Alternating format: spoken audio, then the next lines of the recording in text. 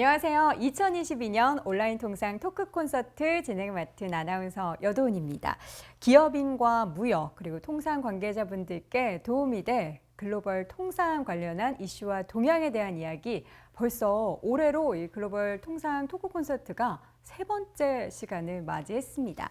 오늘 토크 콘서트에서도요, 내년, 그러니까 2023년 글로벌 통상 환경을 전망해보는 시간을 마련했는데요. 이를 위해서 주요국인 미국과 중국 그리고 유럽연합의 통상 정책이 내년에는 어떻게 변화가 될지, 또 가장 중요한 건 우리나라 기업인 분들이 어떻게 대응을 해야 될지 전문가분들의 이야기를 들어보도록 하겠습니다. 자, 그럼 오늘 함께해 주실 통상의 신 두 분 소개합니다. 미국과 중국 파트 맡아주실 대외경제정책연구원 연원호 경제안보팀장님 함께합니다. 어서 오세요. 네, 안녕하세요. 네, 반갑습니다. 자, 그리고 유럽연합 EU 쪽 이야기를 들려주실 조동희 계명대학교 경제통상학부 교수님 함께합니다. 어서 오세요. 안녕하세요. 네, 반갑습니다. 자, 두 분과 함께 오늘 주제를 미리 저희가 2023년 글로벌 통상환경 전망 관련해서 네 가지 키워드를 받아봤고요. 오늘은 이 네 가지 키워드를 중심으로 이야기 나눠보겠습니다. 자, 그렇다면 첫 번째 키워드에 대한 이야기부터 나눠볼 텐데요. 먼저 연원호 박사님께서 뽑아주신 글로벌 인플레이션 관련한 이야기부터 풀어보도록 하겠습니다.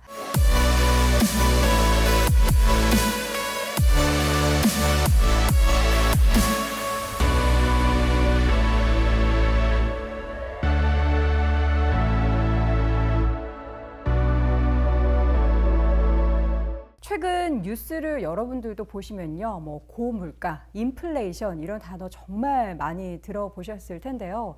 사실 경제 전문가들 이야기를 들어보면 이게 올해뿐만 아니라 내년에도 계속 이어질 것이다 라는 전망이 있습니다. 이러한 좀 대내외적인 경제 여건이 과연 경제 관련해서, 통상 관련해서는 어떠한 영향을 미치게 될지가 굉장히 궁금해지는데요. 먼저 연 박사님, 이제 구체적으로 이 인플레이션과 통상이 어떠한 관계가 있는 것인지, 내년 글로벌 통상 환경에서는 어떻게 영향을 받게 될지가 궁금한데요. 어떻게 보십니까?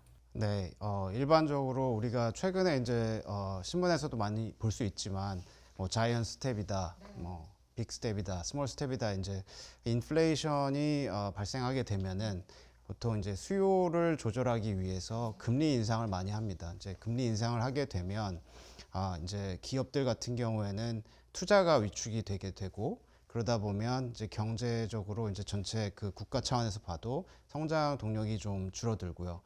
그러다 보면 아무래도 이제 교역이 좀 위축될 수밖에 없다. 뭐 이렇게 말씀드릴 수가 있겠습니다.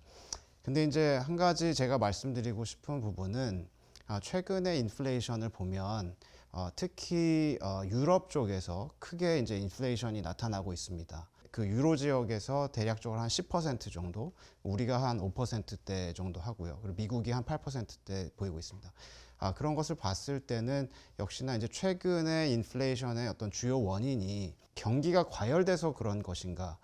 제 생각에는 좀 원자재 이슈가 아닌가 싶다는 생각이 듭니다. 특히 올해는 이 우크라이나 러시아 사태로 인해서 원자재 값이 많이, 특히 그 에너지 값이 많이 뛰었고요. 그리고 이제 코로나19 상황에서도 공급망 이슈 때문에 어떻게 보면 공급 쪽에서 좀 문제가 있었습니다. 그리고 이제 또 하나는 이제 미중 관계가 악화되다 보니까 또 거기에서도 이제 공급 쪽에 교란이 좀 있었다. 그래서 제 생각에는 이것이 비용이 상승되면서 발생한 인플레이션이라고 보이는데, 지금 미국이나 이제 주요 정부들이, 미국이 아마도 이제 금리를 올리다 보니까 같이 이제 금리를 올리는 상황으로 가는 것 같습니다. 제 생각에는 원인이 공급 쪽에 있는데 수요를 억제하기 위한 금리 인상을 하고 있다는 것이 조금 이해가 잘 되지는 않는 상황이고, 이것이 제가 생각했을 때는 혹시나 미국이 조금 다른 목적을 같이 갖고 있는 것은 아닌가. 그러니까 그 달러를 좀 강하게 가져가면서 글로벌 이 통상의 판을 좀 흔들고 어떻게 보면 중국 견제의 일환으로 좀 이것들을 사용하는 것이 아닌가 해서 이런 것도 내년에는 좀 유심히 살펴보면서 대응해야 되지 않을까 이렇게 생각을 합니다. 미국과 중국, 특히나 이제 미국의 금리 정책의 내막에 대해서 우리가 조금 더 생각해 볼 필요가 있다라는 이야기를 들어봤는데요. 글로벌 인플레이션 상황, 미국도 문제지만 사실 유럽 쪽, 유럽연합 쪽이 더 문제가 심각한 것 같습니다. 글로벌 인플레이션 현상과 관련해서 EU, 유럽연합 쪽도 주목할 만한데요. EU 같은 경우에는 에너지 그리고 식료품 가격이 엄청나게 많이 올라서 현재 유로존 소비자 물가 상승률이 9.9% 정도인데 이 수치는 1996년에 관련 통계를 집계한 이래 사상 최고치를 경신하고 있다고 합니다. 그렇다면 EU의 이러한 경제 상황이 과연 통상 환경에는 어떠한 영향을 미치게 될까요, 교수님? 네, 말씀해 주신 대로 유로화를 사용하는 지역, 유로 지역의 소비자 물가 상승률이 굉장히 놀랄 만큼 그렇게 많이 오르고 있습니다. 가장 최근에 발표된 자료를 보면 올해 10월 같은 경우에는 이제 소비자 물가 상승률 예측치가 10%를 넘어서 10.7%까지 된다고 하고요.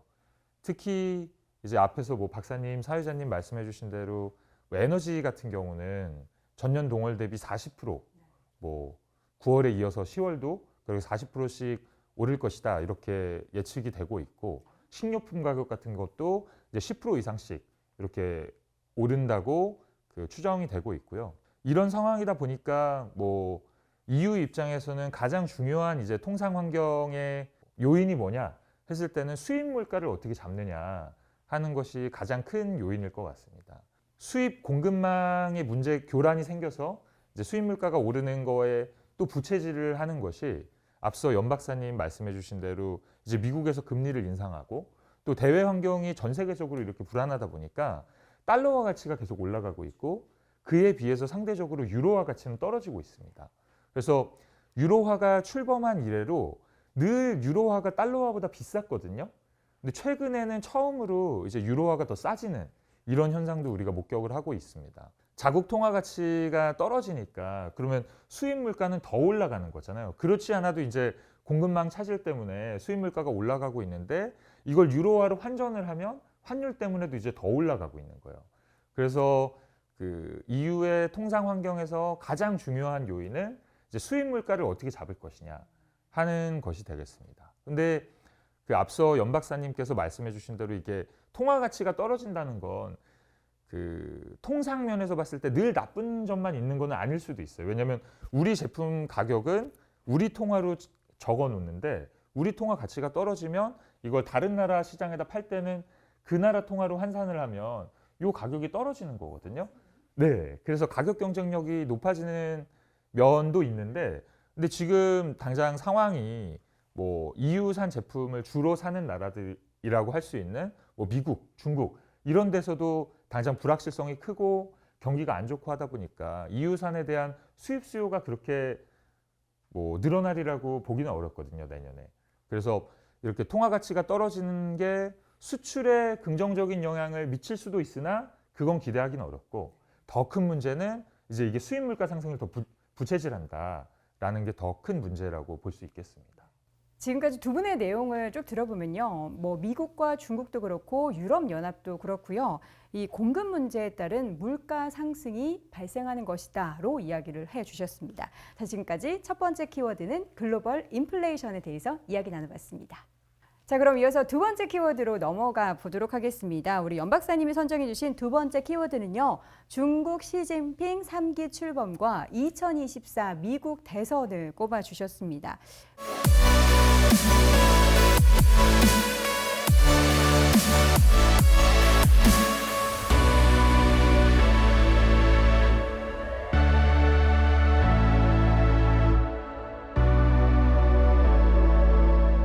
미국과 중국의 정상과 관련된 이런 정치적인 환경 변화, 굉장히 또 통상 환경에도 큰 영향을 미치게 될 텐데요. 특히 중국 같은 경우에는 지난 10월이었죠. 시진핑 국가주석이 3년임에 성공을 하게 되면서 앞으로 향후 한 5년 정도는 계속해서 중국을 더 이끌어가게 될 텐데, 실제로 내년부터 본격화할 이 시진핑 집권 3기 관련해서 통상 정책을 우리가 어떻게 좀 전망해 볼 수 있을까요? 올해 이제 시진핑 주석이 20차 당대회를 통해서 이제 3연임을 이제 확실시했습니다. 근데 아무래도 올해는 이제 이 20차 당대회 전까지는 대외 이슈보다는 중국 입장에서도 이런 중요 이벤트가 있기 때문에 대내 이슈에 이제 집중을 해 왔습니다. 그러다 보니까 사실 통상이라든지 어떤 이 미국의 여러 가지 견제 조치에 대한 대응이라든지 이런 것들에 대해서는 좀 어떻게 보면은 좀 조용했다. 예, 명확하게 뭐 나온 것들이 그렇게 크게 조치가 없습니다. 그렇지만 이제 내년 3월이 되면 시진핑 3기에 들어가게 됩니다. 그렇게 되면은 일단 제가 큰 기조적으로 봤을 때는 미국의 이런 대중 견제 정책들에 대해서 중국이 반발할 가능성이 크다고 개인적으로 저는 이렇게 생각을 합니다. 그렇게 되면 다양한 이제 경제적인 보복 조치들이 나올 가능성도 있다. 그것이 미국에 대항한 조치일 수도 있겠으나 또다시 미국보다는 미국의 우방국인 우리나라라든지 일본이라든지 호주라든지 이러한 나라를 상대로 취해질 가능성도 배제할 수 없다고 생각이 됩니다. 그렇지만 이제 그 통상 전체적인 차원에서 보자면 중국도 지금 좋은 상황은 아닌 것 같습니다. 왜냐하면 글로벌 경기 자체가 굉장히 안 좋은 상황이고요. 그리고 특히 미국이 지금 금리 인상을 계속하고 있는데 중국은 금리 인상을 못 하고 있습니다. 금리를 오히려 이제 인하한다든지 이런 식의 정책을 펴고 있는데 그 원인은 지금 내수가 굉장히 안 좋습니다. 사실 중국이 내수 진작을 통해서 이제 경제 성장을 하려고 하는데 내수가 워낙 안 좋고 이제 국내 경기가 안 좋다 보니까 오히려 중국 좀 반대로 가는 측면이 있거든요. 근데 계속 그렇다면 이제 금리를 내려서 경제를 활성화시킬 수 있겠느냐 힘들다고 봅니다. 왜냐하면 해외 금리가 높은 상황에서는 돈이 빠져나갈 수밖에 없거든요. 그래서 그러한 재정 완화 문제에 있어서 일단 벽이 하나 있고 그리고 또 하나는 중국이 여전히 그 제로 코로나 정책을 펼치고 있습니다. 그래서 도시를 봉쇄하고 이런 것들을 하고 있는데 이런 것들 때문에 사실 그 경제, 소비도 소비지만 사실 이 물류 이런 쪽에서도 문제가 발생하고 있고 차이나 리스크를 굉장히 높이고 있습니다. 그래서 외부에서도 이러한 중국의 정책에 대해서 굉장히 중국의 불확실성이 높다라고 보고 투자를 주저한다거나 뭐 이러한 경향이 있습니다. 그리고 실제로 교역에도 이제 차질이 좀 있고요. 그리고 우리 언론에서는 잘 나오지 않지만 중국 내부에서는 여전히 굉장히 많은 곳에서 도시 봉쇄가 일어나고 있는 것 같습니다. 그래서 이런 것들을 따져봤을 때는 내년에 좀 여하간에 통상 쪽에서는 쉽지 않은 흐름이 좀 계속되지 않을까라는 생각이 들고요. 그리고 결론적으로 간단히만 말씀을 드리면 역시나 이 코로나 이슈 그리고 중국이 어떤 정책을 펴느냐 그리고 세계 경기가 어떻게 이 풀리느냐에 따라서 중국의 그 통상 정책도 좀 달라지지 않을까라고 이렇게 생각을 합니다. 중국 같은 경우에는 지금은 속내를 확실하게 알기는 사실 좀 어렵고 내년 3월쯤 되면 뭐 양회가 열린다든지 해서 뭔가 그 속내를 알 수 있을 것 같고 중요한 것은 미국에 직접적으로 무언가 한다기보다는 우리나라나 이런 이제 우방국가, 미국의 우방국가들에게 어떤 액션을 취할 수 있다라는 게 우리나라 입장에서는 더 좀 문제가 될 만한 이슈가 될 것 같습니다. 네, 이번에는 미국 이야기를 좀 해보도록 하겠습니다. 미국이 얼마 전에 중간 선거를 마쳤고요. 그리고 2024년에는 대선을 치를 예정입니다. 그만큼 내년도 바이든 정부의 뭔가의 정책 그리고 통상 더 중요할 텐데요. 2023년 바이든 정부는 어떤 통상 정책을 펼치게 될까요, 박사님? 일단 큰 그 기조 측면에서 설명을 드리면 일단 그 바이든 정부는 TPA 무역 촉진 권한을 갖고 있지 못합니다. 미국의 그 제도에 따르면 이 사실은 이 헌법상의 이런 자유무역 협정에 나설 수 있는 것은 의회가 갖고 있는데 그러다 보니까 이제 행정부가 이런 자유무역 협상에 나서려면 사실은 이 TPA 없이 나서게 되면 상원이나 하원의 뭐 3분의 2의 찬성을 받아야 되는 그런 굉장히 어려운 절차를 거쳐야 되거든요. 그래서 보통 경우는 그런 것들을 스킵하기 위해서 좀 더 패스트 트랙으로 가기 위해서 TPA를 행정부가 갖고 자유무역 협정에 나섭니다. 그렇지만 바이든 정부는 역대 세 번째로 이 TPA를 갱신하지 않은 정부입니다. 그렇기 때문에 내년에도 뭐 자유무역 협정, TPP라든지 이런데 다시 되돌아간다든지 뭐 이런 것이 일어날 것으로 보지는 않고요. 오히려 기존에 이미 구축해놨던 그런 플랫폼들, 프레임워크를 좀 더 이제 공고히 하고 그 내용을 만들어가는데 집중할 것으로 보입니다. 예를 들어서 대표적으로 인도태평양 경제 프레임워크 (IPEF) 같은 경우에도 지금 올해 12월에 지금 호주에서 협상에 돌입을 할 것으로 전망이 되고요.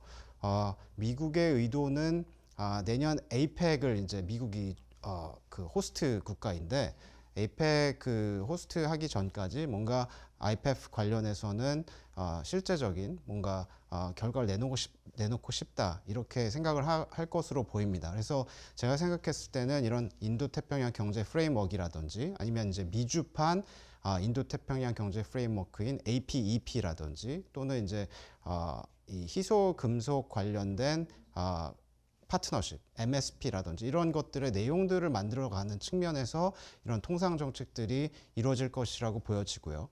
그리고 또 하나는 올해 5월 이제 블링컨 국무장관이라든지 아니면 10월 달에 국가안보 전략 보고서가 나왔습니다. 근데 여기에서 미국의 그 전략의 세 개 축이 Invest, Align, Compete라고 해서 투자 그리고 연대 그리고 이제 경쟁인데요. 근데 이제 인베스트 이 측면이 이제 통상 이슈랑 관련이 있다고 생각이 됩니다. 특히 이제 미국 같은 경우에는 이런 핵심 산업에 있어서 자체적인 역량을 구축하는 것, 생산시설 구축하는 것을 원하기 때문에 해외로부터 많은 투자를 지금 받고 싶어 하고요. 실제로 우리 반도체 기업이라든지 배터리 업체들이 이제 투자를 하기로 했고요.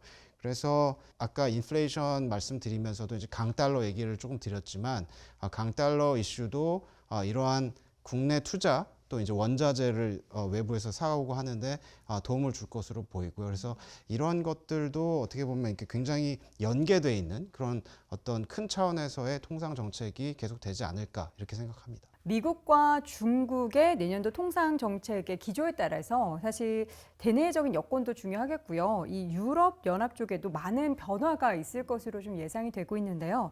과연 내년에 EU의 통상 정책 관련해서 가장 큰 이슈는 무엇인지 그리고 또 통상 정책을 어떻게 유럽 연합이 추진할 거라고 보십니까? 내년에는 아무래도 앞서 우리가 얘기했던 대로 유럽 같은 경우는 이제 고물가 상승, 거기다 특히 고물가 상승을 유발하고 있는 수입 물가, 공급망의 교란 이런 것들이 통상 정책에서도 가장 중요한 화두가 될 것 같습니다.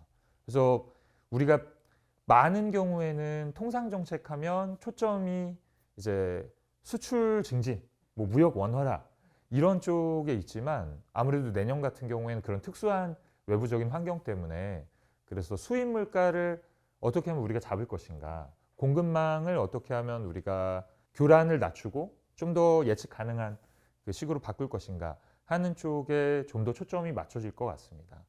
그래서 특히나 이제 최근에 이제 문제가 되고 있는 그런 에너지나 식료품 같은 쪽에 더 그런 관심이 모아질 것 같고요. 그런 맥락에서 이제 수입 물가를 어떻게 낮출 것인가 하는 맥락에서 그 생각을 해보자면 그 통상 정책 측면에서는 이제 비관세 장벽을 우리가 어떻게 하면 낮출 수 있을까라는 쪽에 그 초점이 맞춰질 가능성도 있을 것 같습니다. 이제 EU에서 구체적인 예를 들자면 이제 EU 입장에서는 가장 큰 파트너인 미국이랑 되게 오랫동안 이제 양자 무역 협정을 논의를 해오고 있거든요. 앞서 이제 연 박사님께서 바이든 행정부가 새로운 무언가 뭐 무역 협정 같은 거를 새로 추진하기는 어렵겠지만 뭐 기존에 있는 틀에서는 어떻게든 내용을 좀 만들어 갈 것 같다고 전망을 해주셨었는데 그거랑도 이제 조금 이제 연관될 것 같고요. 그래서 아직 이게 뭐 될 듯 말 듯 하면서 논의만 계속 오랫동안 되어 왔었는데 미국 입장에서는 어떨는지 모르겠지만 EU 입장에서는 어쨌든 수입 물가를 낮추는데 뭔가 기여를 할 방법을 찾자면 관세 문제도 그렇지만 비관세 장벽도 좀 낮춰보자. 특히 이제 미국 같은 큰 상대랑 이제 무역 협정을 좀 더 이제 어떻게든 성사를 시켜서 비관세 장벽을 확 낮출 수가 있으면 또 공급망도 좀 더 안정적으로 예측 가능한 식으로 대체할 수도 있을 테고요. 그건 분명히 EU 입장에서는 수입 물가 완화라는 큰 목표에 기여할 수 있을 것이기 때문에 그런 쪽의 정책도 좀 힘을 받지 않을까라고 생각합니다. 자, 이렇게 해서 미국과 중국 그리고 유럽연합까지 두 번째 키워드 중국 시진핑 3기 출범과 2024년 미국 대선 관련한 키워드를 통해서 이야기를 나눠봤습니다.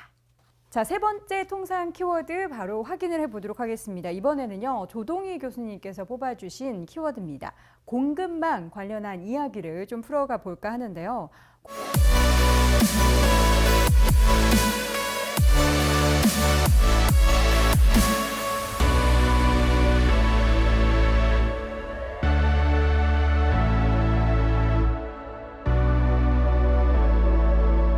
공급망은 사실 올해 내내도 우리나라 경제, 전 세계 글로벌 경제에 영향을 가장 많이 미쳤던 그리고 가장 큰 키워드 중에 하나였습니다. 내년에도 여전히 사실 이 중요한 통상 키워드로 선정된 만큼 좀 깊이 있는 이야기를 나눠봐야 될 것 같은데요. 코로나19 팬데믹에 이어서 러시아와 우크라이나의 전쟁 그리고 이에 따른 식량 문제 그리고 에너지 문제, 반도체 뭐 이러한 전 세계 공급망 관련한 혼란이 가중이 되고 있습니다. 교수님, 내년에 유럽 쪽에서는 일단 어떤 방향성을 가지고 공급망의 안정성을 좀 강화하기 위한 노력을 하게 될까요? 이제 EU의 그 공급망 교란을 일으킨 이런 외생적인 사건들이 이제 내년에 갑자기 해결이 된다거나 뭐 크게 뭐 불확실성이 사라진다거나 할 것 같지는 않습니다. 이제 대부분의 전문가들도 다 그렇게 예상을 하고 있고요.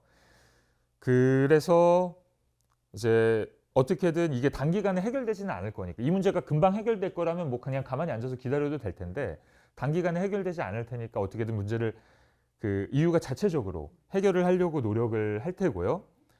근데 이 공급망의 안정성을 강화한다는 그 문제의식은 이제 최근에 그 공급망의 교란을 일으키는 이런 외생적인 사건들이 발생하기 전부터 EU는 이미 가지고 있었습니다. 그래서 그런 문제의식을 가진 뭐 정책 방향들도 제시를 하고 구체적인 정책들도 이제 마련을 해놓고 있었는데요.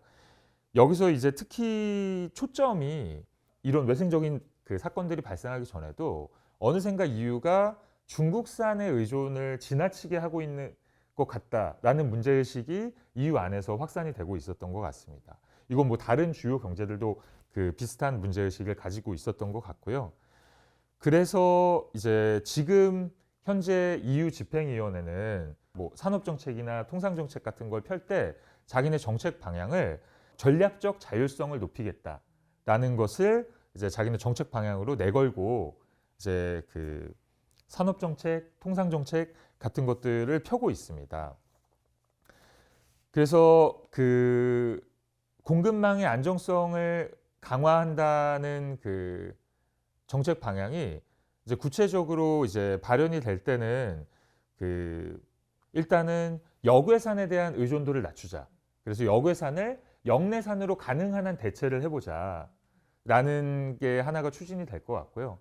근데 역외산을 역내산으로 모두 이 대체한다는 게 일단 가능하지도 않을 테고 또 공급망의 안정성이라는 목표를 봤을 때는 그럼 역내산으로 다 대체하는 게 더 안정적이냐 하면 그렇지도 않을 수도 있거든요.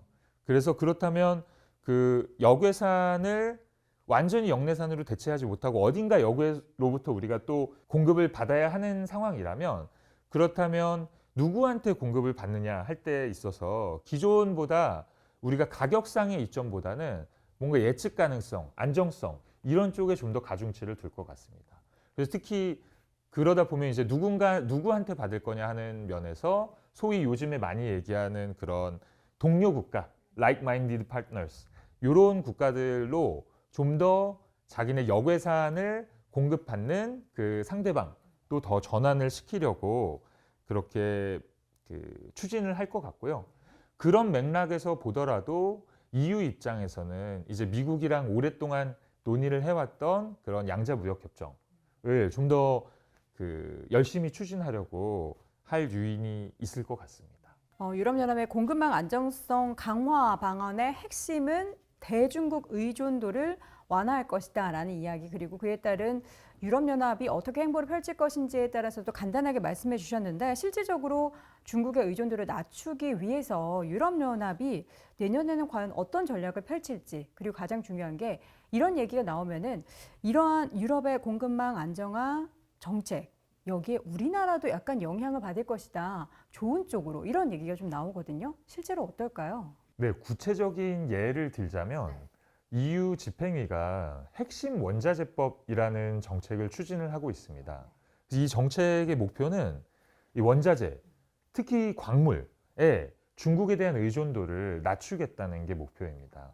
왜 이런 정책을 펴게 됐냐면, 히토류 같은 경우에 올해 EU에서 가져다 쓰는 히토류의 90% 정도를 중국산에 의존하고 있다고 합니다. 최근에 이제 공급망 단절이나 공급망 교란 같은 것들로 이제 공급망 안정성에 대한 문제의식이 확 커지면서 차제에 이런 핵심 광물 같은 것에 대한 공급망도 우리가 좀 안정성을 강화해야 하는 거 아니냐. 그리고 특히 중국산에 대한 의존도가 너무 높다 보니까 이걸 좀 완화시키자라는 취지로 이런 정책을 추진하고 있는 건데요.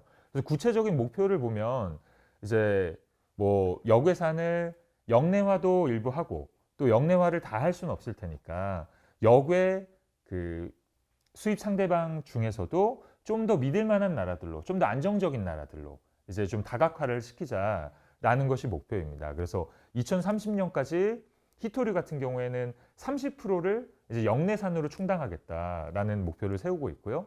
나머지에 있어서도 이제 수입선을 뭐 호주, 인도 이런 나라들로 좀 다각화를 하겠다라는 정책입니다. 그런데 이렇게 EU 같은 큰 경제가 공급망을 다각화하겠다라고 나서는 거는 한국에게는 부정적인 영향을 미칠 가능성이 있습니다. 왜냐하면 한국한테도 EU에서 그렇게 다각화를 시키겠다고 하는 그런 핵심 광물들은 한국 경제에도 중요한 그런 원료이고, 그리고 우리도 이제 우리 공급망을 안정화시켜야겠다, 그리고 공급망을 다각화시켜야겠다 하는 문제의식을 가지고 있는 상황에서 이제 EU 같은 거대 경제권이 공급망을 다각화하려고 하고, 그러면 다각화할 때 넘어가는 다음번 대상은 누구냐 하면 우리도 어차피 관심을 가질 만한 대상이거든요. 그러다 보면 이제 수입선 확보라는 면에서 EU와 우리가 경쟁하게 되는 그런 상황이 될 테고, 그런 면은 한국 경제에는 부정적인 영향을 미칠 수 있다고 그렇게 생각합니다. 근데 또 다른 한편으로는 우리 경제에 좀 기회를 제공할 수도 있는 게요. EU가 이제 이런 공급망 안정성 강화도 하나의 중요한 정책이지만, 또 마찬가지로 굉장히 중요하게 또 굉장히 대규모로 추진하고 있는 정책이 이제 탄소 중립, 기후변화 대응 정책입니다. 소위 유럽 그린딜이라고 부르는 그런 정책인데요.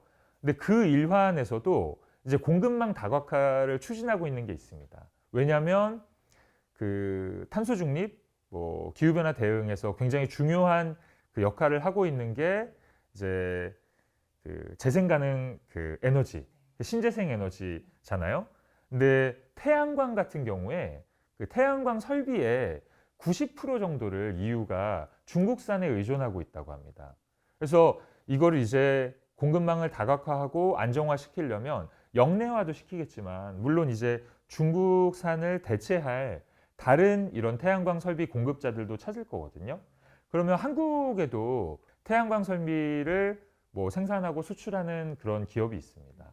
그래서 그런 기업 입장에서는 이런 EU가 태양광 설비의 공급망을 다각화한다는 것이 또 다른 기회로도 작용할 수 있을 것 같습니다. 유럽의 공급망 다각화 정책은 전체적으로 우리가 어쨌든 경쟁을 하게 되니까 그런 부분은 좀 단점으로 볼 수 있겠지만, 각각 산업군별로 보면은 어떤 특정 산업이나 기업에게는 기회가 될 수도 있다라는 거죠. 미국은 어떤지 궁금한데요. 미국은 보면은 최근에 자국 중심으로 글로벌 공급망 재편을 위해서 뭐 법안도 만들고 관련한 정책도 추진하고 있는데, 내년에 미국 공급망 관련해서 과연 어떤 정책들이 구체적으로 추진이 될지 또 가장 중요한 건 우리 국내 기업들은 과연 어떻게 좀 대응을 해야 될까요? 네, 일단은 지금 여러 가지 요인들로 인해서 세계 경제가 굉장히 이제 불확실한 상황을 맞이하고 있습니다. 뭐 통상 환경도 마찬가지고요. 그러다 보니까 이제 미국 같은 경우에 조금 더 확실한 그리고 일관성 있는 환경을 만들고 싶다라는 목표를 갖고 있는 것 같습니다. 근데 이제 그것이 지금 미국의 그런 정책들, 공급망 정책들을 보면 중국과의 디커플링을 조금 목표로 한 것이 아닌가. 뭐 유럽도 중국에 이제 과의존한 부분을 이제 줄여 나가겠다라고 설명을 해주셨지만 미국도 마찬가지 이제 전략을 갖고 있다고 말씀드릴 수 있겠습니다. 근데 이제 우리가 봐야 될 것은 미국이 물론 실수를 하는 측면도 있고 조금 조급한 측면도 있지만 그래도 바이든 정부가 작년에 들어온 이후부터 차근차근 준비해 나가는 것을 좀 알 수 있습니다. 작년 2021년 같은 경우에는 2월에 바이든 대통령이 4가지 핵심 품목에 대해서 현황을 파악해봐라. 그래서 반도체, 배터리, 희소금속, 의약품 이렇게 4가지를 이제 파악을 하게 했고요. 그리고 올해 같은 경우에는 그 파악한 것을 바탕으로 조치들이 실제로 나왔습니다. 그러니까 예를 들면 반도체 과학법이라든지 인플레이션 감축법이라든지 그리고 바이오 행정명령이라든지 이런 것들이 실제적으로 이제 조치가 나왔습니다. 그래서 품목, 공급망 안정화 관련해서 품목에 대한 어떠한 그 대응은 이미 이제 완료가 된 것으로 보이고 그것을 이제 실행해 나가는 것이 2023년이 될 것으로 보이고요. 앞으로 전망을 한다면 2023년에는 공급망 안정성 강화와 관련돼서 미국은 품목보다는 기능에 맞춘 접근을 할 가능성이 커 보인다. 실제로 이제 그 제가 뭐 2주 전에도 이제 워싱턴 DC를 다녀왔지만 미국 워싱턴 이 조야에서의 가장 큰 핵심 이슈는 지금 그 투자 이슈입니다. 그러니까 사실은 그 미국이 중국과의 어떤 이런 기술적인 디커플링을 위해서 중국의 M&A 시도를 막는 그런 인바운드 투자에 대한 심사는 이미 강화해 왔는데 지금 논의되고 있는 것은 미국 쪽에서 이제 중국으로 가는 그러한 자금이 흘러가지 못하도록 막겠다라는 것이 미국의 어떻게 보면 목표이고요. 그러다 보니까 아웃바운드 투자에 대한 이런 제도 또 이제 시스템 이런 것들을 구축하려고 지금 많은 논의를 하고 있습니다. 그래서 아무래도 2023년에는 이 이슈가 굉장히 큰 이슈가 될 것 같고요. 그리고 또 하나는 이 통상의 측면에서 역시나 이제 우리가 미국의 이런 제재에 노출돼 있는 부분이 수출 통제입니다. 미국이 자국법이지만 이런 수출 통제를 활용하게 되면 어떻게 보면 달러 패권 때문에 미국과의 또 경제적인 관계 때문에 우리 기업들이 그것을 따를 수밖에 없는데 그것을 보통 이제 통상에서는 이제 세컨더리 생션이나 세컨더리 보이콧이라고 얘기를 합니다. 근데 이 수출 통제와 관련돼서 사실은 미국이 조금 불만이 있습니다. 특히 이제 트럼프 정부 시기에는 독자적인 수출 통제를 많이 해왔는데 바이든 정부는 독자적인 수출 통제보다는 다른 국가와 연대해서 같이 하고 싶어 하는 그러한 특징을 갖고 있습니다. 그런데 이 다른 국가들이 잘 말을 뜻대로 듣지 않는 경우도 많이 있고요. 특히 수출 통제 이 국제 레짐 중에 가장 이제 유명한 것이 이제 바세나르 협정입니다. 근데 이 바세나르 협정에는 러시아가 또 들어와 있어서 이게 잘 최근에 작동을 못하고 있는 측면이 있습니다. 그래서 또 하나는 내년 또는 그 후가 될 수도 있지만 수출 통제 관련된 새로운 국제 체제를 미국이 만들려고 하는 그런 움직임이 있습니다. 그래서 이런 것도 우리가 좀 유심히 지켜봐야 될 것 같고요.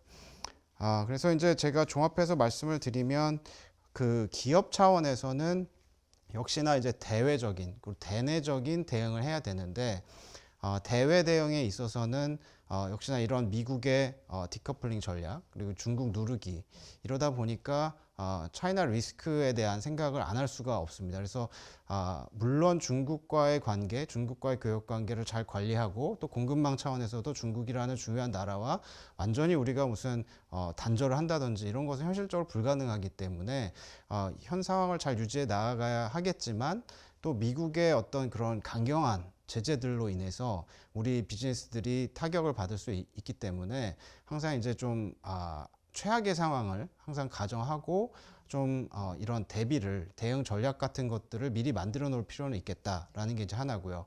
대내적으로는 제가 지금까지 말씀을 드렸지만 이거는 정부도 정부 혼자서 할 수 없고 기업도 기업, 일개 기업이 대응할 수 있는 차원의 문제가 아닌 것 같습니다. 그래서 대내적으로도 정부와 기업이 잘 협력을 해서 헤쳐나갈 수 있도록 하는 것이 중요한 과제라고 이렇게 생각이 됩니다. 네. 말씀해 주셨던 미국과 유럽 쪽의 공급망 정책 내용을 보면요. 첫 번째로는 자국 내의 공급망 확보를 하겠다라는 거고, 두 번째 공통된 점은 중국의 의존도를 낮추고 견제를 하겠다라는 그런 움직임들이 나타나고 있는데, 그렇다면 중국은 어떨까요? 공급망 관련해서 과연 어떠한 움직임을 보이고 있는지, 그리고 가장 중요한 건 우리나라 기업들은 어떻게 준비를 해야 될지가 사실 좀 많이 걱정이 되긴 해요.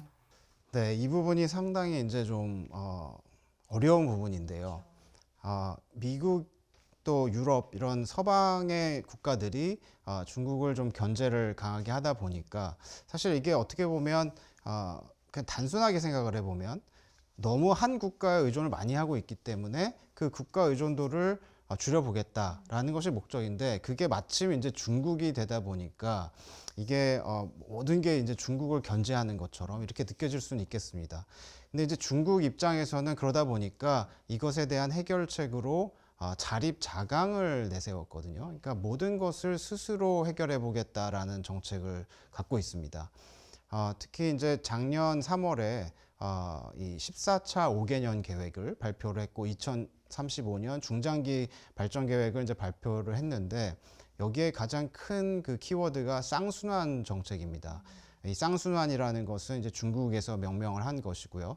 두 가지 순환, 그러니까 국내 대순환과 국외 대순환을 통해서 경제 성장을 하겠다라는 것인데 여기서의 그 초점은 국외 대순환보다는 국내 대순환에 맞춰져 있습니다. 시진핑 주석도 그것을 강조했고요.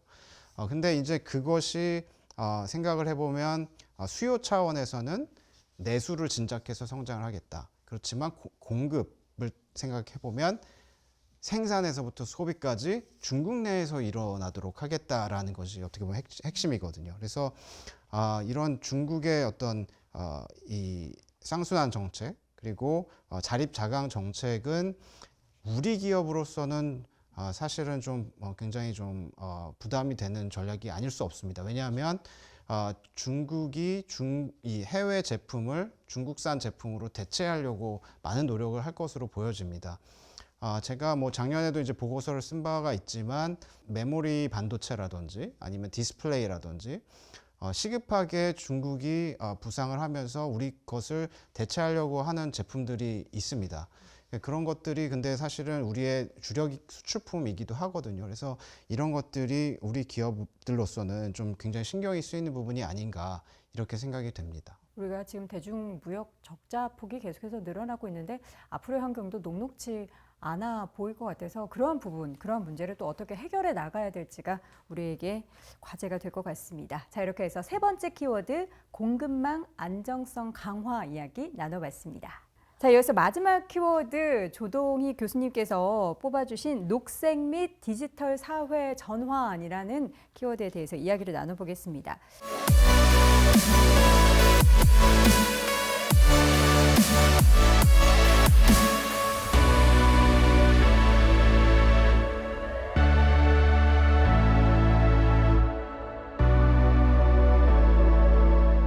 주요 국가들이 지금 탄소 중립 사회를 이루겠다라고 선언을 하면서 요즘 뭐 기후변화나 탈탄소 이런 환경 이슈가 굉장히 많이 부각이 되고 있고요. 이게 통상 규범과도 결합이 되는 움직임들이 나타나고 있습니다. 특히 유럽 쪽에서 이런 움직임들이 많이 보이고 있는데 탄소 국경 조정 제도 적용을 준비하기 위한 전환 기간이 시작되는 것으로 많이 뉴스를 통해서도 보셨을 텐데요. 그렇다면 EU의 이러한 탄소 국경 조정 제도에 대해서 일단 뭔지 교수님께서 좀 쉽게 설명을 해주셨으면 좋겠고요. 우리나라 기업들이 수출을 할 때 이게 어떻게 준비를 하고 대응을 해야 될지도 함께 좀 확인해 볼까요? 탄소 국경 조정 제도의 취지는 이제 EU에서는 우리가 이제 탄소 중립을 이뤄야 되고 기후 변화 대응해야 되니까 영내에 있는 생산자들한테는 EU 영내에서 탄소가 이제 생산 과정에서 얼마나 배출되는지를 통지를 하고 있어요. 그래서 이만큼으로 묶어놓고 상한을 정해놓고 이거 분배를 해주고 그런 다음에 만약에 이 기업이 자기가 할당받은 탄소 배출량보다 더 배출하고 싶으면 다른 기업들한테 그걸 사와서 더 배출을 하고 뭐 또 다른 기업은 자기가 할당을 이만큼 받았는데 그거보다 내가 탄소 절감 노력을 더 해서 뭐 덜 배출할 수 있으면 남는 만큼을 다른 기업들한테 팔 수 있고 하는 그 제도를 지금 실시를 하고 있습니다. 그런데 이제 일단은 이런 제도의 취지는 탄소 배출을 줄이자는 거잖아요. 근데 이랬을 때 한 가지 우리가 예상할 수 있는 부작용이 그럼 EU 영내에서 내가 생산을 하려면 뭐 이런 배출권도 사야 되고 해야 돼서 더 비용 부담이 크니까 이런 제도 제약 없는 다른 데 가서 뭐 수입해 오자. 그러면은 이제 더 쌀 테니까요. 이런 제약이 없는 곳에서 수입을 해오면. 그래서 이런 식으로 그 부작용이 생길 수가 있고 이럴 경우에는 그냥 단순히 EU에서 발생할 탄소를 그냥 다른 나라로 그냥 넘겨버리는 셈인 거잖아요. 근데 이게 뭐 기후변화 대응이라는 게 뭐 EU에서 탄소 발생 안 하고 저기서 발생하면 상관없고 이런 게 아니잖아요. 어차피 전지구적인 일이기 때문에. 그래서 EU의 일단 순수한 문제의식은 근데 우리가 EU 영내에서 생산 과정에서 발생하는 탄소 양은 우리가 통제를 한다고 하더라도 이런 식으로 그냥 EU 영내 생산을 수입산으로 대체해버리면 결국에는 이거 도루묵 아니냐라는 이제 순수한 문제의식이 한 가지가 있습니다. 그리고 좀 더 이제 산업정책적인 시각에서의 문제의식은 EU 영내에 있는 생산자들은 자기들이 역차별을 당하고 있다고 불만을 가질 수가 있어요. 우리는 이런 식으로 탄소 배출을 하려면 그 총량도 규제를 받고 또 더 하려면 다른 기업들한테 이거 비싼 돈 주고 배출권을 사와야 되는데 우리가 국제시장에서 혹은 EU 영내에서라도 다른 수출자들은 그런 제약을 안 받는 애들은 더 싸게 생산해서 우리한테 수출하면 우리가 불이익 보는 거 아니냐. 우리가 무슨 죄냐 대체 탄소 중립하겠다는 게 라는 불만이 있을 수 있기 때문에 그래서 이런 문제들을 해결하려고 그래 그러면 의무를 지지 않는 나라에서 생산된 그런 제품이 EU로 들어오려면 그 수입업자가 그에 상응하는 가격을 지불을 해라 라는 것입니다. 그래서 예를 들어서 뭐 한국에서 뭐 탄소 배출권이 톤당 한 20유로의 거래가 되고 있다고 하고 EU에서는 톤당 한 70유로의 거래가 되고 있다고 하면요. 그럼 다른 조건이 동일하면 한국에서 생산해서 EU에다가 수출하는 게 톤당 50유로 싼 셈인 거잖아요. 그래서 그런 경우에는 이 차액에 해당하는 만큼을 수입업자가 그 탄소 배출권을 사서 제출을 해라 라는 것입니다. 이렇게 되면 이 EU 안에서 탄소 배출을 규제함으로써 규제했는데 딴 데는 규제 안 하고 있으니까 EU에서 배출할 탄소를 그냥 다른 나라로 이전해 버릴 뿐인 이런 것도 좀 막고 또 EU 영내에 있는 생산자들이 차별을 받는 이런 상황도 좀 막아보자 하는 취지로 이제 이런 탄소 국경 조정 제도라는 것을 이제 EU에서 추진을 하고 있고 그래서 이제 내년부터 전환 기간이 시작이 되는 겁니다. 전환 기간 동안에는 이런 수입업자가 실제로 그 배출권을 사서 뭐 증명해야 되는 이런 의무는 지진 않지만 그래도 이제 EU 집행위에다가 자기들이 이런 수입을 했고 뭐 여기서 탄소 배출이 얼만큼이 됐고 하는 등등등의 그런 관련 정보들을 그 보고해야 되는 그런 의무는 이제 지고 있습니다. 근데 이게 그 탄소 국경 조정 제도가 EU로 수입되는 모든 품목에 적용이 되는 건 아니에요, 아직은. 그래서 일부 산업에만 적용이 되는 거고 한국 같은 경우에는 이제 주로 문제시 되는 것이 철강이 될 겁니다. 왜냐하면 철강은 이제 이 제도에 적용을 받는 그 산업이고 또 한국이 EU에 그 철강을 많이 수출을 하고 있기 때문에요. 근데 이런 제도가 이제 적용이 되면 그 제도가 없을 때랑 비교하자면 이제 무역 장벽이 하나가 생기는 셈인 거죠. 추가적인 이런 제도적인 뭐 가격적인 부담이 생기는 것이니까요.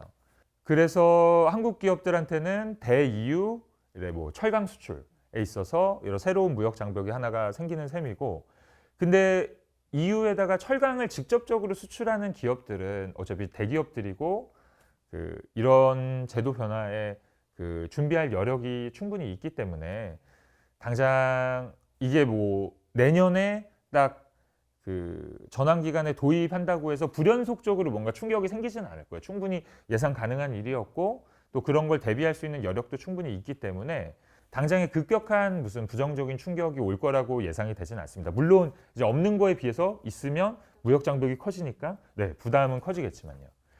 근데 이제 중소기업들 같은 경우에는 직접적으로 EU에 이런 제품을 뭐 수출하는 비중이 크지 않고 실제로 굉장히 미미한데, 그렇지만 EU에 직접적으로 이런 걸 수출해서 직접적인 제도에 적용을 받는 그런 국내 대기업들에 납품하는 중소기업들은 많을 거거든요.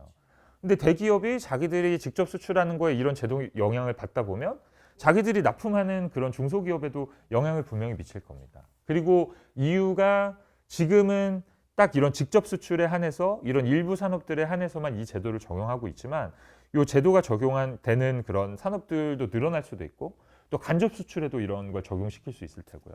그래서 그런 상황을 고려할 때는 이제 중소기업들도 이런 탄소 국경 조정 제도라는 것에 대응을 해야 될 필요가 있을 텐데, 중소기업들은 대기업들에 비해서 상대적으로 이런 제도 변화를 대응할 여력이 더 작잖아요. 그래서 정부에서 지원을 해준다면 대기업보다는 아무래도 중소기업들의 정부의 지원이 필요할지 이걸 좀 따져볼 필요가 있을 겁니다. 그래서 실제 이미 그런 걸 잘 따져봐서 이제 우리 정부에서도 잘 지원을 해주고 있다고 생각을 하고 있고요.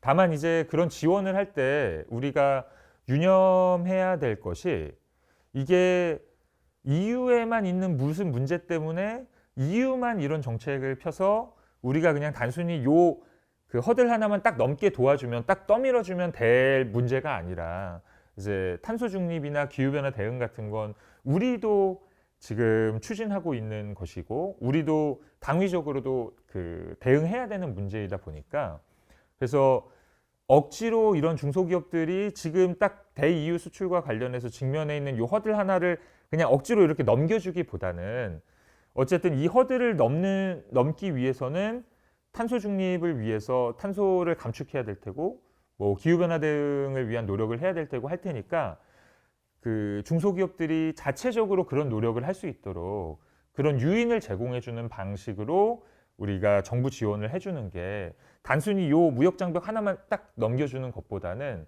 장기적으로 우리도 이제 탄소 중립을 실현을 해야 되고 기후변화 대응을 해야 된다는 면에서는 더 적절한 정책 방향이 아닐까 생각합니다. 유럽의 탄소 국경 조정 제도 CBAM 관련해서 과연 우리가 그 기업들을 위해서 정부는 또 어떠한 노력, 서로 간의 노력을 필요한지에 대한 이야기를 쭉 해주셨는데, 미국이나 중국도 마찬가지로 기후변화 관련된 정책을 추진을 물론 하고 있습니다. 기후변화나 탈탄소 관련해서 2023년도 그러니까 내년에 새롭게 도입되거나 도입 예정인 통상 정책이 좀 있나요, 박사님? 일단은 중국 먼저 말씀을 드리면 어떤 특정 정책이 있다기보다는 올해 20차 당대회에서 시진핑 주석이 이제 사면임을 확정을 했고, 이 사면임이라는 것은 굉장히 어떤 마오쩌둥 이후에 초유의 이제 일이기 때문에 굉장히 정치적인 어떻게 보면 책임감 또는 압박감을 시진핑이 갖고 있을 거라고 생각이 됩니다. 그래서 사실 중국 연구하시는 분들이 이제 많이들 동의하시는 부분이 시진핑 3기에서는 세 가지 측면에서 중국이 특히 이제 시진핑 주석이 강조를 할 가능성이 있다. 첫 번째는 이제 중국식 현대화 이슈입니다. 중국식 현대화 같은 경우는 특히 이제 미국과의 이런 미중 관계에 있어서 중국이 자체적으로 체제의 우월성이라든지 이런 것들을 보여주면서 어떻게 보면 더 앞서 나아가겠다라는 게 하나 이슈가 있고요. 그리고 두 번째가 이제 공동부유입니다.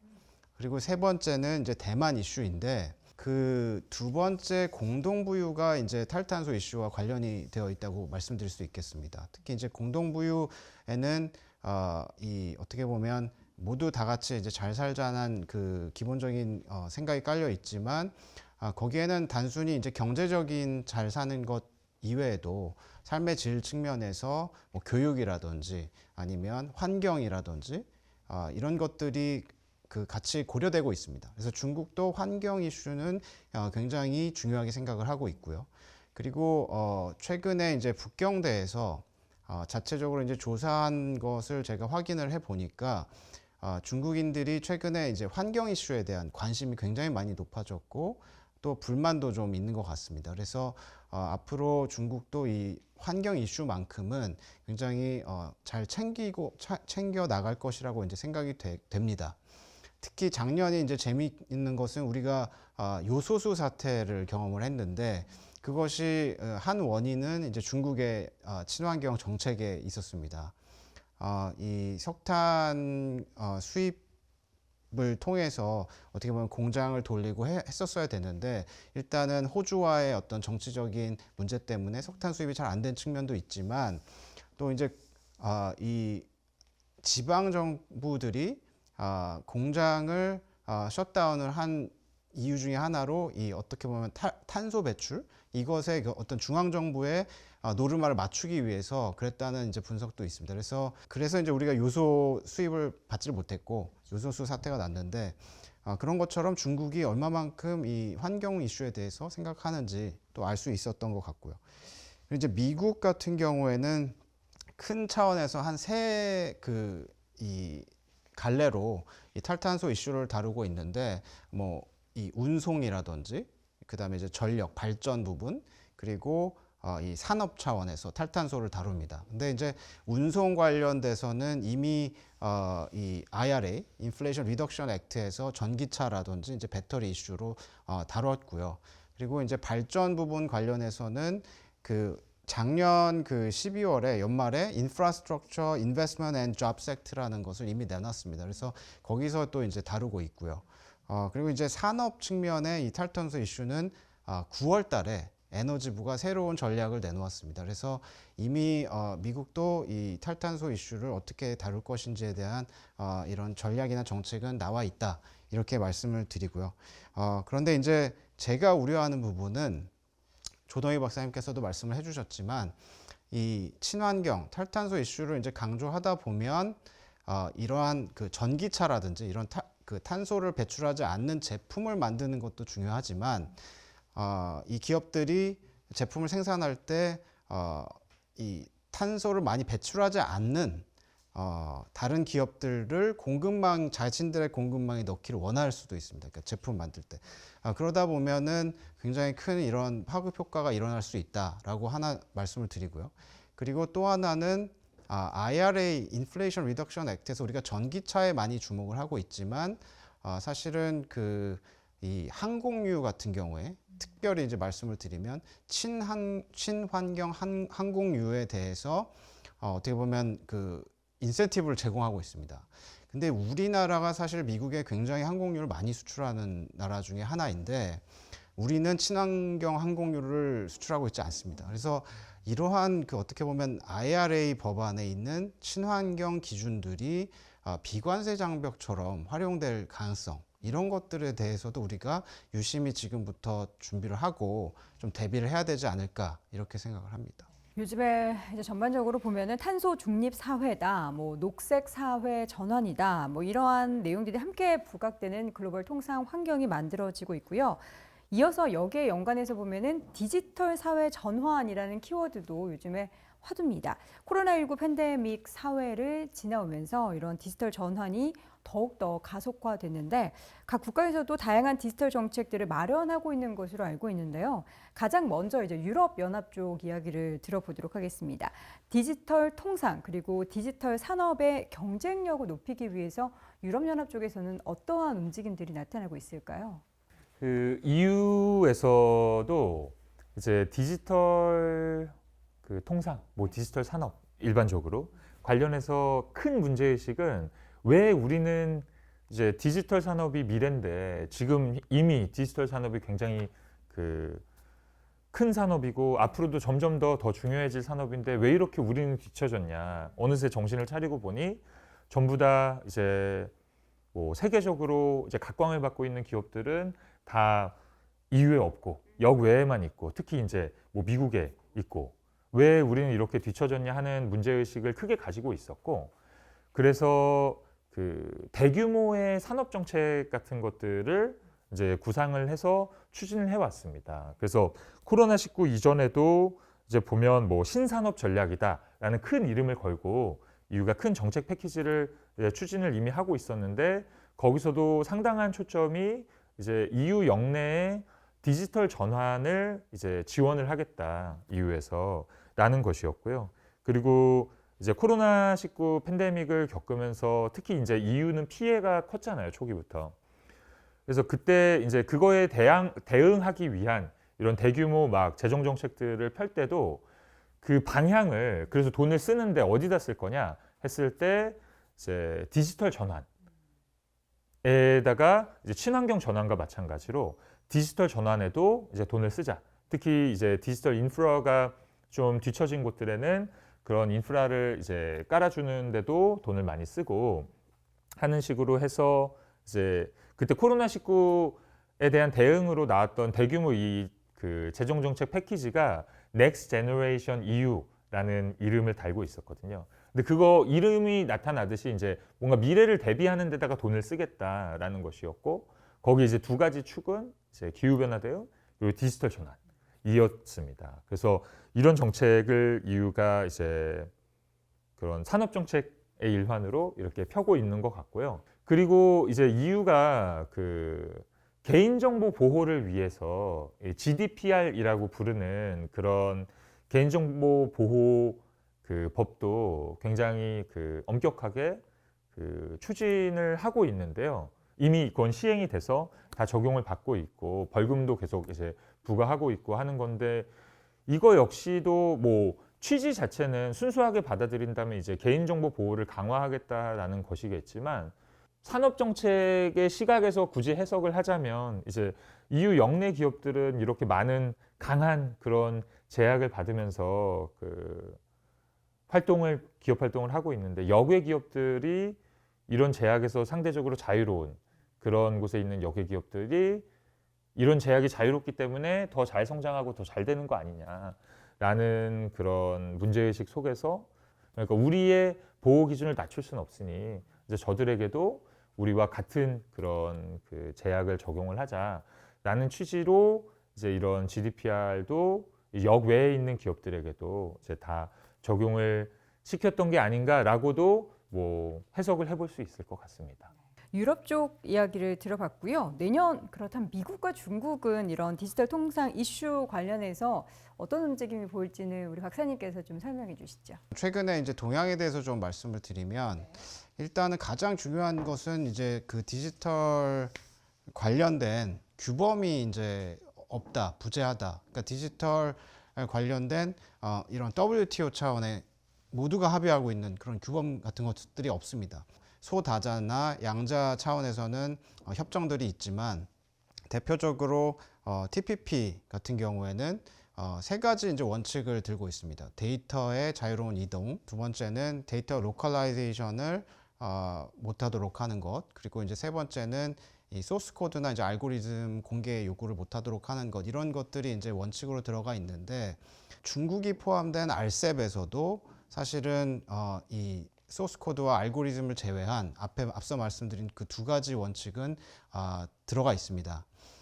그리고 이제 또 하나는 이제 대파 같은 경우에 이제 뉴질랜드, 칠레, 싱가포르가 최초로 어떻게 보면 디지털 관련된 규범을 만들어낸 것이죠. 2020년에 이제 발효가 되었는데 이 대파 같은 경우에는 의무로 이렇게 shall이라는 영어로 shall을 사용하지 않고 뭐 affirm the level of commitment라는 단어를 사용하면서 좀 어떻게 보면 의무까지는 지우지 않는 방식으로 이제 명시를 하고 있습니다. 그래서 여러 가지 그 협정들마다 조금 다른 어프로치를 하고 있다. 그리고 조동희 박사님께서 잘 설명을 해주셨는데 유럽 같은 경우에 그 개인정보 보호에 대해서 생각하는 것과 그리고 또 미국이 개인정보 보호에 대해서 생각하는 것이 좀 방향이 다릅니다. 그리고 우리도 좀 다르고요. 우리는 조금 유럽에 가까운 것이 아닌가라고 개인적으로 생각을 합니다.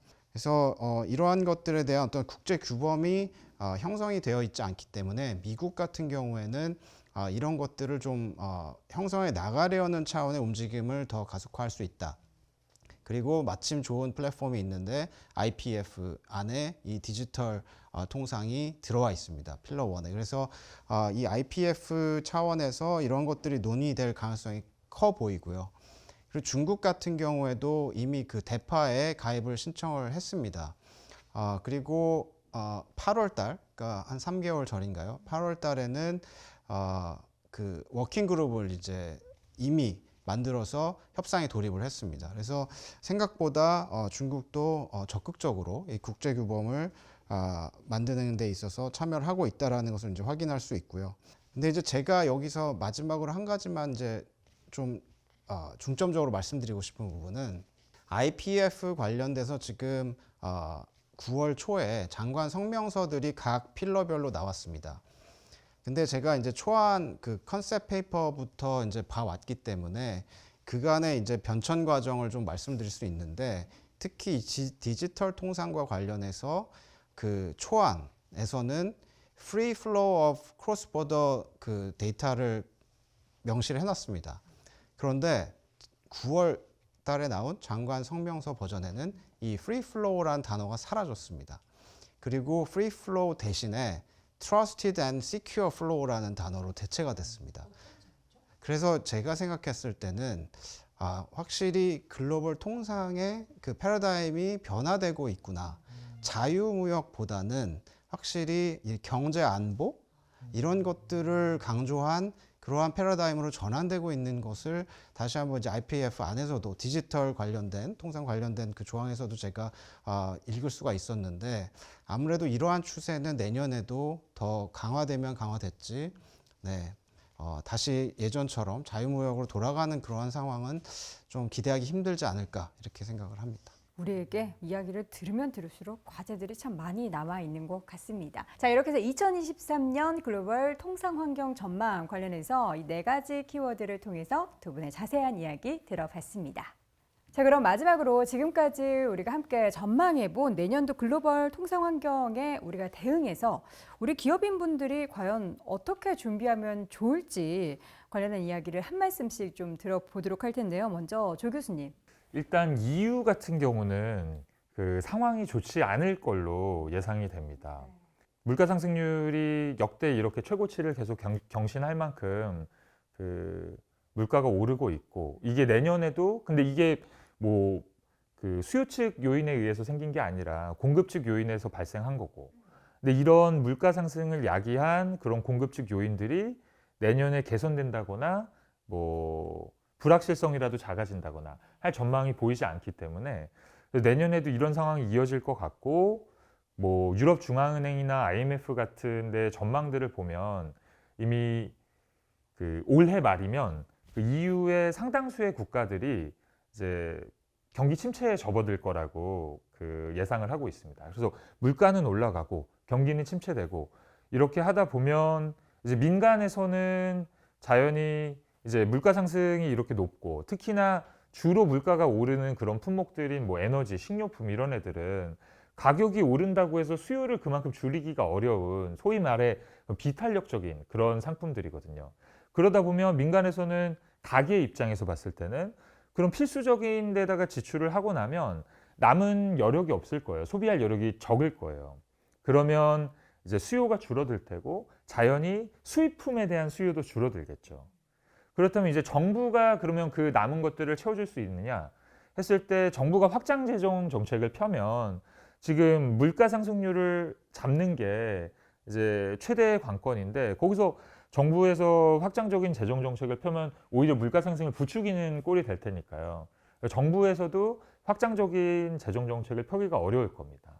그러다 보니 이제 EU에서 그 수입 수요는 아무래도 내년에 감소하지 않겠냐. 그러다 보면 자연히 이제 우리 상품에 대한 수입 수요도 내년은 줄어들지 않겠냐라고 전망을 할 수 있을 것 같습니다. 그래서 이제 전반적으로 봤을 때는 내년에 대EU 수출 여건은 좋지 않을 것이다.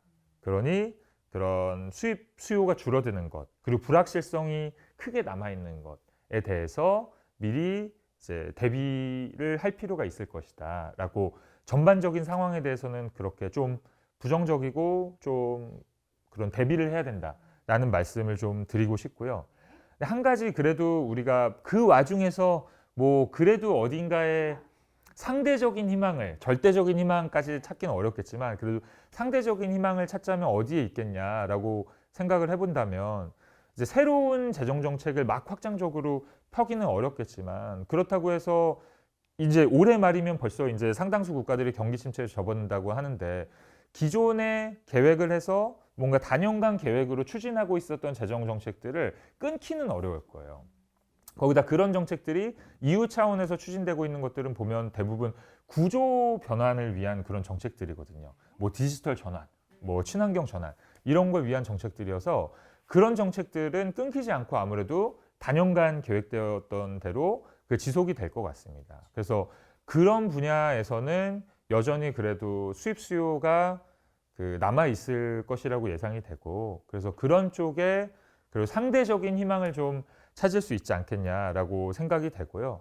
그리고 또 EU 쪽에서 최근에 이제 뭐 정책 연구를 하시는 분들의 뭐 정책 제안 같은 것들이 나오는 것들을 보면 이런 때일수록 우리가 뭔가 밖에서 희망을 찾을 수가 없으니 EU 입장에서 EU 여구에서 우리가 희망을 찾을 수는 없으니까 영 내에서 그동안 제기됐던 이런 개혁에 대한 필요성 뭐 그리고 그동안 뭐 추진하자고는 했는데 그렇게 썩 만족스럽게 추진되지 않았던 그 영내 정책들을 좀 더 본격적으로 추진해야 할 때가 아니냐라는 그런 제안들이 좀 큰 틀에서 제기가 되고 있는 것 같습니다.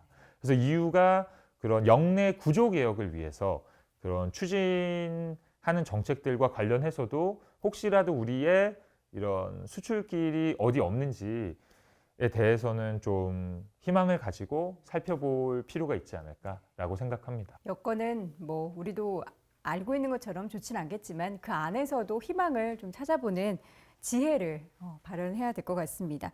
우리 연 박사님께서도 수출입 활동 많은 우리 기업인들 분들께 내년 특히나 이제 국제 비즈니스에 좀 도움될 만한 말씀 한마디 좀 부탁드립니다.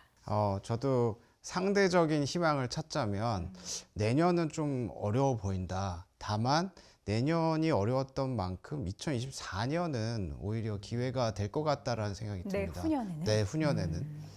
그리고 또 하나 말씀을 드리면 미국의 이런 대중국 견제 기조라든지 공급망 재편 이슈는 계속 될 것이기 때문에 이 속에서 사실은 기회는 또 얼마든지 또 찾아볼 수 있다. 특히 이제 미국 쪽에서는 많은 기회가 열릴 것으로 보이고요. 또 IPEF 같은 경우에도 그 영내 국가 안에서 뭐 탈탄소 인프라라든지 여러 가지 그 프로그램들이 이제 준비되고 있기 때문에 사실은 그런 데서 기회 요인이 좀 있지 않나 생각이 됩니다. 그럼에도 불구하고 사실은 최근에는 조금 우리가 전반적으로 공급망 이슈도 있지만 이런 산업 정책 미국도 사용하지 않았던 이런 산업 정책을 펴는 이런 국제 통상 환경을 봤을 때는 조금은 경제를 이제 안보의 시각에서 많이 다루는 것 같고요. 그러다 보니까 우리 기업들 특히 또 정부도 조금 물러서서 이렇게 관망하는 자세보다는 적극적으로 의사를 좀 얘기를 하고 또 같이 협력을 하는 그러한 좀 태도가 필요하지 않나. 아직까지는 좀 우리가 그런 데 있어서 좀 부족해 보이는데 그런 것들을 통해서 이러한 좀 힘든 시기를 좀 헤쳐나가야 되지 않을까 뭐 개인적으로 그렇게 생각을 합니다. 지금 올해도 굉장히 많은 변화가 통상 쪽에서 있었는데요. 내년도 녹록지 않을 것 같습니다. 어려운 일도 사실 많아 보일 것으로 예상이 되고는 있지만 그만큼 또 우리나라 뭐 무역 시장이나 통상 환경에는 기회가 부디 생겨서 이 통상 교역상 좀 의미 있는 성과를 이룩하기를 바라면서 오늘 통상 토크 콘서트는 이만 마치도록 하겠습니다. 자, 예리한 통찰력으로 2023년 글로벌 통상 환경 전망해 주신 연원호 박사님 그리고 조동희 교수님 오늘 말씀 고맙습니다. 자, 그리고 끝까지 함께 해주신 우리 시청해주신 여러분도 감사드립니다. 저는 이만 물러나겠습니다. 여러분 고맙습니다.